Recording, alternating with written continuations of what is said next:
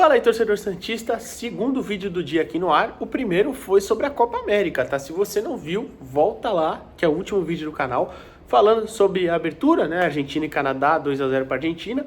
Favoritos, Brasil, expectativas, enfim. Volta lá e assiste porque tá bem legal. Eu gosto bastante de fazer os vídeos sobre Copa América e Euro, tá bom? O segundo é sobre Paulo Brax. Paulo Brax deve ser anunciado como CEO do Santos Futebol Clube, né? Marcelo Teixeira hoje falou na coletiva, mas não confirmou nada também, só teria uma reunião. O De Olho no Peixe postou mais cedo, né, que ele seria o novo dirigente, mas como o CEO, é CEO o cargo, claro, mas eu queria explicar, né? É mais ou menos como se fosse o chefe do Alexandre Galo, tá? E chefe até de todas as categorias ali. Ele chefiaria o marketing, a transição da base para o profissional, enfim, esse tipo de coisa. E aí, até eu abro a matéria do GE aqui, eu tô com o PC aqui, por isso que eu tô olhando para cima, que o profissional chegaria para atuar como uma espécie de CEO, comandando todas as áreas importantes do clube, departamento financeiro, entre outros, como departamento financeiro, entre outros. Ele não atuaria no dia a dia do futebol, mas sim no dia a dia do clube. Tem um pequeno porém aí, uma diferençazinha aí, né? Brax está na Baixada Santista e terá uma reunião com o presidente Marcelo Teixeira durante a tarde, provavelmente. Eu estou gravando 7 horas da noite. O Santos já teve essa reunião, o Marcelo, né, já teve essa reunião. Talvez, eu vou soltar esse vídeo 9 horas, 10 horas, talvez já até tenha sido anunciado, mas, enfim, o Marcelo Teixeira na coletiva hoje, que eu estive lá presente, fala que esperava contar com ele se tudo, né, desse certo. Então, por isso que eu resolvi gravar esse vídeo, né? E aí, aspas do Marcelo, na parte organizacional do clube neste primeiro semestre, decidimos que as contratações seriam para completar a parte administrativa, financeira e esportiva. Ele virá a Santos e não é relacionado ao futebol. Ele vem com experiência de Série B, importante ter um profissional como já fez com o América, com o Vasco, fez um bom trabalho no Inter. Queremos entender se o Paulo Brax tem um perfil para ser o CEO, um dirigente executivo para ele coordenar as demais gerências. Hoje o Santos não possui. A estratégia era para avaliarmos isso. Hoje queremos um profissional que faça a avaliação dos profissionais do clube e prosseguimos com o trabalho da parte gerencial. Ou seja, ele estaria lá para avaliar o Galo, por exemplo, e outras áreas do clube. Beleza. Aí eu tenho aqui uma matéria também do GE, só que mais antiga, que fala sobre os trabalhos dele, né? No Vasco. Ele trabalhou com 3 técnicos diferentes no tempo que ele ficou lá. Foi entre começo de 2019 e o final de 2020. Ele contratou o Maurício Barbieri, o Felipe Conceição e o Lisca. Tá? Não necessariamente contratou, né? Mas trabalhou com os 3. O Lisca é um péssimo técnico, mas fez um bom trabalho no América, né? O América em 2020 chega até a semifinal da Copa do Brasil com ele, eliminando inclusive o Corinthians e o Internacional no caminho, né? Subiu, né, em 2020 também. Em 2019 ficou a pouco de subir, né? Ficou atrás do acesso ali por 1 ou 2 pontos. Enfim. E quando ele assumiu o América, em 2019, o América estava na zona do rebaixamento, né? Até escrito assim, ele foi no América que ele chegou com o trabalho de organização da gestão e resultados esportivos e subiu ao cargo de diretor executivo de futebol. Então, teve um cargo até mais direto com o futebol lá no América. Tem as contratações que ele fez para o América. Eu não vou nem ler todas, porque é até meio injusto. A gente vai olhar com... Nossa, mas esses caras... Mas assim, tem um nível de diferença de você contratar para o Santos, para o Internacional, por exemplo, que é o próximo time dele, e contratar para o América, né? Com todo respeito. Mas, entre os bons nomes aqui, acho que dá para falar o Matheus Cavicchioli, que foi bem lá, o Eduardo Bauerman, claro, que foi bem aqui também. O Ale, que tá ainda no meio de campo do América, que é bom jogador. Enfim, acho que esses bons nomes ali. Tem outros também, mas eu não posso avaliar, por exemplo, o Lucas Cal, que eu sei que jogou um tempo lá, mas eu não sei se foi bom o suficiente. Pro Santos não sei se não seria, mas enfim, são questões diferentes aí, né? Depois, ele foi pro Internacional no final de 2020, contratado justamente por esse bom trabalho no América, né? Então, aí ele vai para o Colorado, fica lá 14 meses. Foi demitido depois, né, em março de 2023. 23 ou 22? Calma. 22, tá? Foi demitido em 2022, depois de ter sido eliminado pelo Globo do Rio Grande do Norte na Copa do Brasil. E a matéria do GE fala que se ele não teve sucesso esportivo, não conquistou nenhum título, né? Ele ficou quase 2 anos lá. Ele teve sucesso internamente, deixando como legado a base de uma reestruturação administrativa e financeira. Isso me chama a atenção, porque o Santos precisa disso hoje. Não necessariamente um cara para o dia a dia do futebol, apesar que seria bom também, né?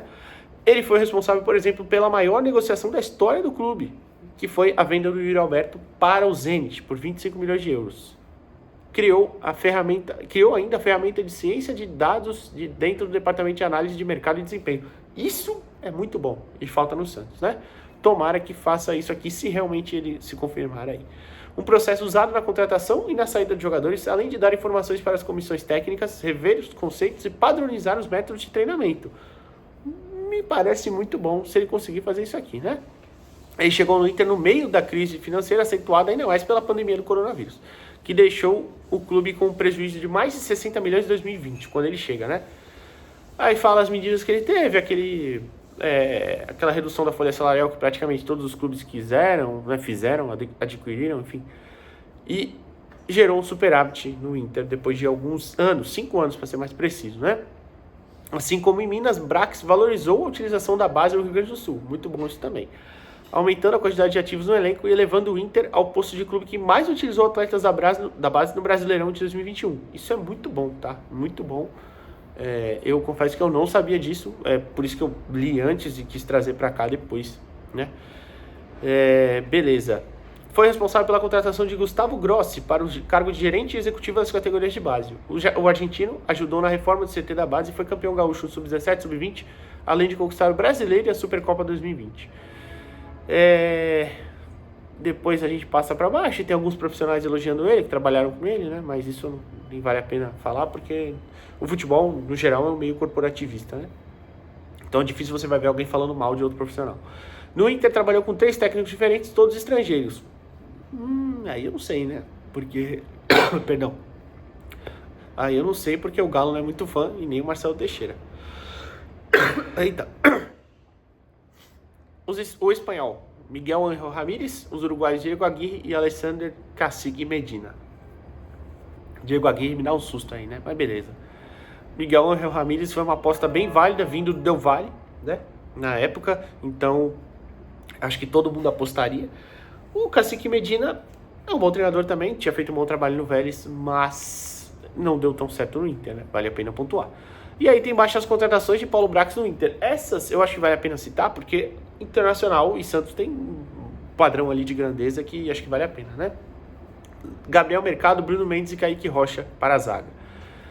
Laterais, Fabrício Bustos, Paulo Vitor e Moisés. Estava emprestado e foi comprado em definitivo. Meio-campistas, Carlos Palácio, Bruno Gomes, que ainda está no Inter hoje como titular, Gabriel, D'Alessandro e Liseiro. O D'Alessandro nem vale a pena contar, né? O D'Alessandro e o Inter ali, a relação é antiga. Atacantes, David, Wesley Moraes, Gustavo Maia, Tyson e Juan Cuesta.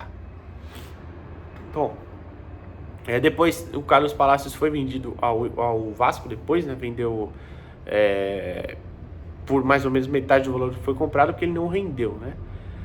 E aí, beleza. Depois ele foi contratado pro Vasco, que aí tem outra matéria até que faz que... eu até citei no resenha hoje, que diz que ele se sentiu isolado institucionalmente no Vasco por causa da SAF, que era um processo muito grande nas contratações, que ele tinha uma autonomia até a página 2, ele dizia, né? Tudo dependia sempre da aprovação de cima. E aí, tem nomes... O Vasco dele é complicado. Ele assume em 2022, né? E ele traz alguns bons nomes, né? Como o Léo Jardim, o Lucas Piton, o Verratti, são bons jogadores, né? Mas ele também levou nomes ruins. O Robson Bambu, que não correspondeu, o Léo Pelé, que ele pagou muito caro, não sei, o Carabarral, que estava aqui no Santos, o Maicon, um zagueiro também. Então, assim, tem nomes ruins. E foi criticado porque foi o ano que o Vasco mais investiu, né? Foram gastos 100 milhões. Ele até cita que 100 milhões não é muito para montar um time, né? E depois cita também que arrecadaram 100 milhões em vendas, com vendas do Andrei, do Pedro Raul, o Ignaldo, Palácios, enfim. E foi demitido antes de 2023, né? Ele chegou a falar sobre isso, como eu falei no GE, né? Ele fala que teve uma questão ali polêmica, até cita que foi a única saída polêmica da carreira dele, mas depois ele fala que não teve nenhuma mágoa nem nada ali, que, por exemplo, a saída do Inter ele achou pior, que teve questões políticas que interpretaram mal, né? E ele achou ruim a saída dele. Mas, enfim. Então, eu confesso que eu não conheço muito trabalho de dirigente, eu citei isso no resenha, não acompanho tanto, mas tem parte boa e tem parte ruim, né? A parte do Vasco é um pouco assustadora, né? Ele ter 100 milhões para gastar e montar o elenco do Vasco, que ano passado não caiu por um ponto, é preocupante. Mas ao mesmo tempo tem um América com acesso, tem um Internacional que, como a matéria fala, se reestruturou bem financeiramente, já é alguma coisa, né? E ele chegaria para esse cargo, né? Para comandar o Galo e outros departamentos, e eu acho que já é uma coisa um pouquinho melhor do que ele ser o executivo, o responsável pelas contratações, enfim. E para finalizar, eu conversei com um amigo meu que é jornalista também e é vascaíno, e ele fala que tem esses bons nomes, né, que o Paulo Brax trouxe, mas que os nomes ruins foram bem ruins e que a torcida do Vasco, no geral, achava muito ruim a demora dele para tomar decisões. Por exemplo, demitir o Maurício Barbieri, que fez o começo ano passado do Vasco muito ruim, só 7 pontos em 10 jogos, 6 pontos, eu acho, em 10 jogos, alguma coisa assim, e preocupou demais. Falou que, nas palavras dele, tá, é um executivo muito lerdo. Então, a gente pode ficar preocupado por aí, não em questão de, precisa demitir o Carille, mas talvez para tomar decisões de mudança de elenco, contratações, enfim. Vamos ver. De repente o Santos também não anuncia e eu venho aqui e falo, olha, aquele vídeo lá deu ruim. Mas por enquanto o Paulo Brax deve ser o novo CEO do Santos. Fechou? Vamos então, o que você acha? Amanhã a gente volta. Valeu.